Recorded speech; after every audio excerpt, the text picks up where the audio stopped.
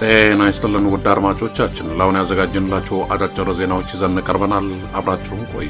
ወቅታዊ ታማኝና ፈጣን መረጃዎችን ለመከታተል ቻናላችንን ታይም ሚዲያ ሰብስክራይብ፣ ሼር እና ላይክ በማድረግ ቤተሰብ ይሁን። ይህ ታይም ነው። የኦሮሚያ ክልል ፕሬዝዳንት ሽመልስ አብዲሳ በጠና ታማው አቡዳቢ እንደሚገኙ ተገለጸ።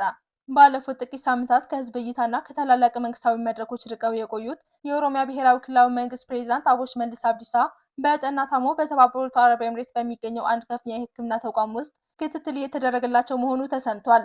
እንደ ምንጮች ዘገባ ከሆነ ፕሬዝዳንቱ በአሁኑ ወቅት በአቡዳቢ በሚገኝ ታዋቂ ሆስፒታል ውስጥ ተኝተው የሚገኙ ሲሆን የጤና ሁኔታቸው አሳሳቢ ደረጃ ላይ እንደሚገኝ ተመላክቷል። በተያያዘን ጠቅላይ ሚኒስትር አብይ አህመድ ባለፈው ሳምንት ወደ ተባበሩት አረብ ኤምሬትስ ባቀኑበት ወቅት በሆስፒታል ተገኝተው የአቦ ሽመልስን ሁኔታ እንደታዘቡና የጤናቸው ሁኔታም እጅግ ከባድ በሆነ ደረጃ ላይ መሆኑን እንደተረዱ ተዘግቧል።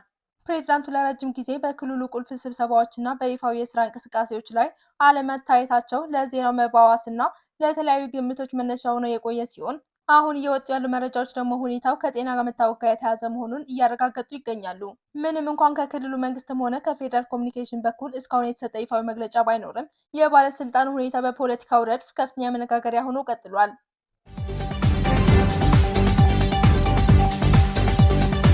የሱዳን ጦር በኢትዮጵያ ድሮኖች ላይ እርምጃ መውሰዱን አሳወቀ። የሱዳን የመከላከያ ኃይል በይፋዊ የኤክስ ማህበራዊ ትስስር ገጹ ባወጣው አስቸኳይ መግለጫ የኢትዮጵያ ንብረት የሆኑ ሰው አልባ አውሮፕላኖችን ወይም ድሮኖችን መቶ መጣሉን ይፋ አድርጓል። በሱዳን ጦር ማረጋገጫ መሰረት እነዚህ የተመቱ ድሮኖች በቴክኖሎጂያቸው እጅግ የላቁ ቱርክ ሰራሽ የሆኑና ባይራክታር በመባል የሚታወቁ ዘመናዊ አጥቂ ድሮኖች ናቸው። ይህ ክስተት የቀጠናውን ወታደራዊ ውጥረት አዲስ መልክ ሊያስይዘው እንደሚችል የፖለቲካ ተንታኞች እየገለጹ ይገኛሉ። እንደ መግለጫው ከሆነ እነዚህ አጥቂ ሰው አልባ አውሮፕላኖች ከኢትዮጵያ ግዛት በመነሳት ድንበር አቋርጠው ወደ ሰሜናዊ ኮርዶፋን የአየር ክልል ጥሰት በመፈጸም በመግባታቸው ምክንያት በሱዳን ጦር ፈጣን እርምጃ ተወስዶባቸዋል። የሱዳን ጦር እንዳብራራው እነዚህ ድሮኖች በኢትዮጵያ ግዛት ውስጥ የጦር ሰፈር ባላቸውና ተደራጅተው በሚንቀሳቀሱ ታጣቂ ሚሊሻዎች አማካኝነት በሱዳን ላይ ጥቃት ለማድረስ የታቀዱና ጥቅም ላይ ሲውሉ የነበሩ መሆናቸውን አመላክቷል። ይህ ውንጀላ በቀጣይ በሁለቱ ሀገራት ዲፕሎማሲያዊ ግንኙነት ላይ ምን አይነት ጥላ ሊያጠላ እንደሚችል በጉጉት የሚጠበቅ ጉዳይ ሆኗል።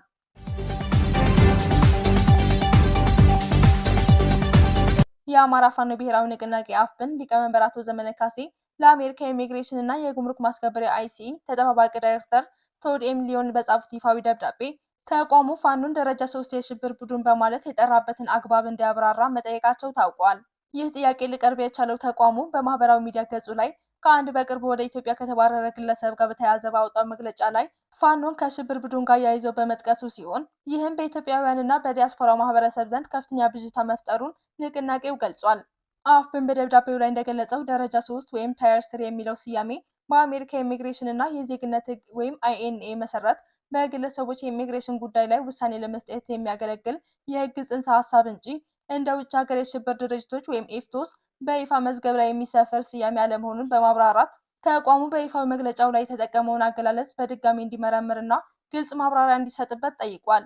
በተጨማሪም ፋኖ በማህበረሰቡ ዘንድ ያለውን ታሪካዊ አርበኝነት ሚናና አሁን ባለው ተጨባጭ ሁኔታም ራሱን ለመከላከል የተደራጀ መረብ መሆኑን በመጥቀስ የአሜሪካ መንግስት አካላት ከዚህ መሰል የተሳሳቱ አገላለጾች እንዲታቀቡና ገንቢ ውይይት እንዲደረግ ጥሪ አቅርበዋል።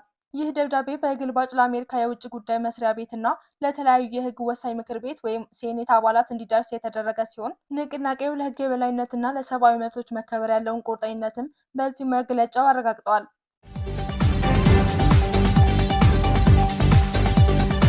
በአማራ ፋኖ ብሔራዊ ንቅናቄ ምስራቅ አማራ ቀጠና ሚኒሊክ 303ኛ ኮር በዋግ ላስታ መቄትና ቦግራ በሰፊው በተንቀሳቀሰው የሰሜን ምስራቅ እዝና የደቡብ እዝ ሰራዊት ላይ ከባድ እርምጃ በመውሰድ ድል ተቀናጅተዋል። መጋቢት 5 2018 ዓ.ም ጀምሮ መነሻውን ከላሊበላ በሹምሻ ከሶስት አቅጣጫ ማለትም በእርፍ በጉልበት ተራራና በሙጫ በረት ያደረገው የጠላት ኃይል 19ኛ ክፍለ ጦርን አጠቃለው በሚል በሌሊት የተንቀሳቀሰ ቢሆንም ጠላት ባላሰበውና ባልጠበቀው የተቀጠቀጠ ሲሆን 10 ሲደመሰስ ከ17 በላይ ቁስለኛውን በአምቡላንስ ይዞ ተመልሷል።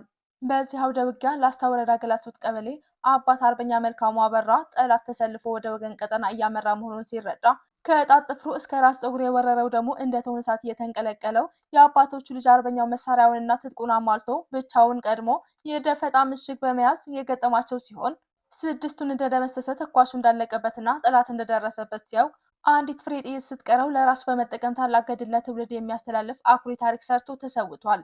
መጋቢት 6 2018 ዓ.ም ከንጋቱ 10 ሰዓት ጀምሮ ጠላት በሶስት አቅጣጫ ማለትም በደሃና አምደ ወርቅ ወደ ቆብ፣ ከአይና ቡግና በብርኮ ወደ ቆብ እንዲሁም በዶሮ ላባ ጎንደር በር ቅዱስ አርቤ የተንቀሳቀሰ ሲሆን ብርኮ ላይ በተደረገው ውጊያ 19 ክፍለ ጦር በአምስት ቦታዎች ማለትም በምሳና በር፣ በጭቃው፣ በትሌው፣ በውርምሽና በርኳኳ ላይ ማጥቃት የተደረገ ሲሆን ብርኮና በርኳኳ ላይ 2 ዲሽቃ ተተኳሾች ጨምሮ 27 የጠላት ሰራዊት ሲደመሰስ 14 ጥቁር ክላሽ ከነሙሉ ትጥቁ ተማርኳል።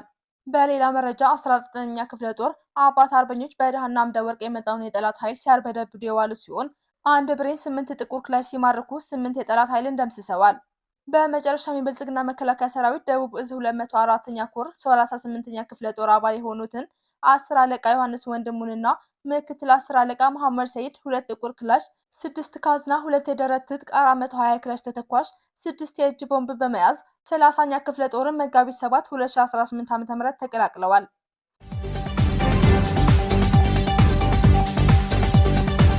በኢትዮጵያ የባንክ ኢንዱስትሪ ውስጥ የሚታየው ወቅታዊ ሁኔታና የብሔራዊ ባንክ የፋይናንስ መረጋጋት ሪፖርት በሀገሪቱ የኢኮኖሚ ሉዓላዊነትና የዜጎች ሀብት ላይ ከፍተኛ ስጋት ደቅኗል። ብሔራዊ ባንክ ካሉት 31 የንግድ ባንኮች መካከል 25ቱ አሁን ባለው የገበያ ውድድር መቀጠል እንደማይችሉና ብቸኛው አማራጭ መዋሃድ መሆኑን መግለጹ መንግስት የውጭ ባንኮችን ወደ ሀገር ውስጥ ለማስገባት ሆን ብሎ የሀገር በቀል ባንኮችን ለማክሰም ወይም ለማዳከም እየሰራ ነው የሚል ጥርጣሬ አጠናክሮታል። ይህ አካሄድ በተለይ ገና በማደግ ላይ ያሉትን 25 ትንሽ የተባሉ ባንኮችን ለውጭ ግዙፍ ፋይናንስ ተቋማት አሳልፎ ለመስጠት የሚደረግ የፖሊሲ ሴራ ተደርጎ ሊወሰድ ይችላል። መንግስት የውጭ ባንኮችን በማስገባት የሀገር ውስጥ ባንኮችን የማዳከም ስራ መጀመሩ በአመታት ልፋት የተገነቡና የሚሊዮኖች ዜጎች አክሲዮን የሆኑትን ተቋማትን ዋጋ የሚያሳጣ ነው። እነዚህ ባንኮች የህዝቡን ተቀማጭ ሀብት የያዙ በመሆናቸው የእነሱ መክሰም ወይም ውድድር መቋቋም አቅታቸው መጥፋት በህዝቡ ዘንድ በባንክ ስርዓቱ ላይ ያለውን እምነት ሙሉ በሙሉ የሚያጠፋ ነው። አንድ ባንክ መዘጋት ወይም መክሰም የባለ አክሲዮኖችን ገንዘብ ከማጥፋት ባለፈ ተቀማጭ ገንዘባቸውን ያስቀመጡ ዜጎች በስጋት ውስጥ እንዲወድቁና ገንዘባቸውን ከባንክ እንዲያወጡ በማድረግ አጠቃላይ የፋይናንስ ስርዓቱን ሽባ ሊያደርገው ይችላል። በተለይ የኢትዮጵያ ንግድ ባንክ ብቻውን የገበያውን ግማሽ ያህል ድርሻ ተቆጣጥሮ ባለበት ሁኔታ የተቀሩት ባንኮች በውጭ ባንኮች ግፊት እንዲከስሙ መደረጉ የኢኮኖሚውን ቁልፍ መቆጣጠሪያ ለባዕዳን አሳልፎ ከመስጠት አይተናነስም። ይህም የሀገር ውስጥ ባለሀብቶችና አነስተኛ ተቀማጭ ያላቸው ዜጎች ያላቸውን የመደራደር አቅም በማሳጣት ለከፍተኛ ድህነትና ለሀብት ማጣት ይዳርጋቸዋል። በመሆኑም የብሔራዊ ባንክ ውህደት ጥሪ የባንኮችን አቅም ከመገንባት ይልቅ የዜጎችን ሀብትና የሀገር በቀል ተቋማትን ህልውና ለአደጋ የሚያጋልጥና በህዝብና በመንግስት መካከል ያለውን የፋይናንስ መተማመን የሚያናጋ አደገኛ እርምጃ ተደርጎ ይወሰዳል።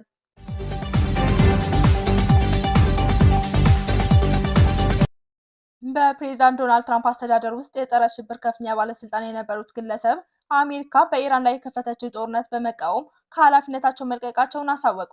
ባለስልጣኑ ፕሬዝዳንቱ መንገዳቸውን እንዲያስተካክሉ ጥሪ አቅርበዋል። የብሔራዊ የጸረ ሽብር ማዕከል ዳይሬክተር ጆ ኬን ማክሰኞ መጋቢት 8 ቀን 2018 ዓ.ም በኤክስ ገጻቸው ላይ በለቀቁት የስራ መልቀቂያ ደብዳቤ ኢራን በአሜሪካ ላይ የደቀነችው ምንም አይነት የአፋጣኝ ስጋት እንደሌለ ገልጸዋል። አክለውም የትራምፕ አስተዳደር ይህንን ጦርነት የጀመረው ከእስራኤልና በአሜሪካ ውስጥ ካለው ጠንካራ የእስራኤል ደጋፊ ቡድን በመጣ ጫና ምክንያት ነው ሲሉ ወንጅለዋል። እድሜያቸው 45 የሆኑት ጆ ኬንት የአሜሪካ ልዩ ኃይልና የሲአይኤ የቀድሞ አባል ናቸው። ባለቤታቸው የባህር ኃይል የምስጢር ኮድ ባለሙያ የነበረችው ሻነን ኬንት በ2011 ዓ.ም በሶሪያ በተፈጸመው የቦምብ ጥቃት መገደሏ ይታወሳል። እንደ ቢቢሲ ዘገባ ነጩ ቤተ መንግስት ስለ ኬንት የስራ መልቀቂያ አስተያየት እንዲሰጥ ቢጠየቅም እስካሁን ምላሽ አልሰጠም። የኬንት ስራ መልቀቅ በትራምፕ አስተዳደር ውስጥ አሜሪካና እስራኤል በኢራን ላይ የሚያደርጉትን ወታደራዊ ዘመቻ በይፋ በመተቸት ኃላፊነታቸውን የለቀቁ ከፍተኛ ባለስልጣን ያደርጋቸዋል። ኬንት በደብዳቤያቸው እንዳሰፈሩት ቀደም ሲል የትራምፕ የውጭ ጉዳይ ፖሊሲ ይደግፉ እንደነበርና እስከ ባለፈው ዓመት ድረስ ፕሬዝዳንቱ የአርበኞቻችንን ውድ ህይወት የሚቀጥፉና የሀገራችንን ብልጽግና የሚያሟጥጡ በመካከለኛው ምስራቅ ያሉ ጦርነቶችን ጉዳት እንደሚገባቸው አምን ነበር ብለዋል። በተጨማሪም ኬንት ከፍተኛ የእስራኤል ባለስልጣናትና ተደማጭነት ያላቸው አሜሪካውያን ጋዜጠኞች የተሳሳተ መረጃ በመንዛት ትራምፕ አሜሪካ ትቅደም የሚለውን መርሃቸውን እንዲጥሱ አድርገዋል ሲሉ ከሰዋል። ይህ የተሳሳተ መረጃ ኢራን በአሜሪካ ላይ አፋጣኝ ስጋት ደቅናለች ብለው እንዲያምኑ ለማታለል ጥቅም ላይ ውሏል። ይህ ግን ውሸት ነበር ሲሉ በደብዳቤያቸው ገልጸዋል።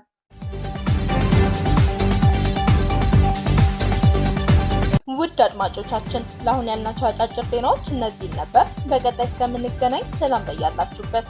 ለተጠናቀረው ዘገባ መቅደስ አድማሱ ነኝ ለታይም ሚዲያ አዲስ አበባ።